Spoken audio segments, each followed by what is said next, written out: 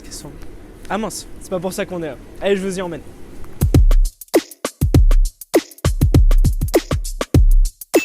Hop, voilà, je me trouve à l'emplacement du tout premier film qui a été tourné par les frères Lumière en 1895 déjà. C'était avec leur invention le cinématographe qui permettait de filmer mais aussi de projeter ce qu'ils avaient filmé. C'était complètement révolutionnaire pour l'époque et je vous invite à regarder à quoi ça ressemblait.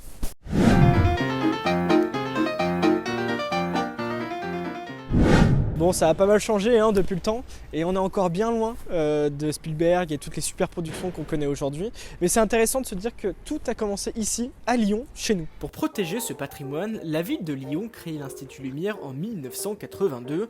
Bâti sur l'emplacement du hangar des usines Lumière, son activité se concentre sur la diffusion ainsi que sur la conservation du patrimoine cinématographique. À côté, la demeure de la famille, appelée aujourd'hui Villa Lumière, abrite désormais un musée regroupant les inventions d'Auguste et Louis.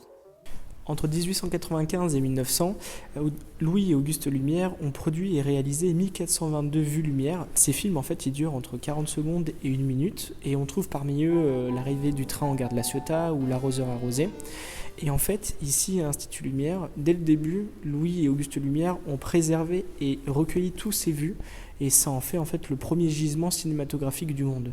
Si les frères Lumière sont aujourd'hui connus pour être les pères fondateurs du cinéma moderne, ils étaient avant tout d'adroits ingénieurs ainsi que de riches industriels.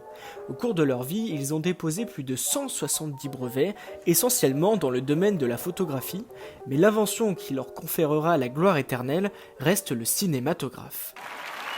L'aura des frères Lumière se ressent encore aujourd'hui, et notamment à travers des événements internationaux comme le Festival Lumière qui met à l'honneur le cinéma de patrimoine. Il y a un côté de reconnaissance internationale de la ville de Lyon lié au cinéma par le biais du Festival Lumière qui a lieu tous les ans en octobre, parce qu'il fait venir des acteurs, réalisateurs connus pour parler d'autres films. Du coup, ça fait venir du public, mais aussi ça fait venir des journalistes, ça fait venir des gens qui vont donner une reconnaissance médiatique à ce Festival Lumière.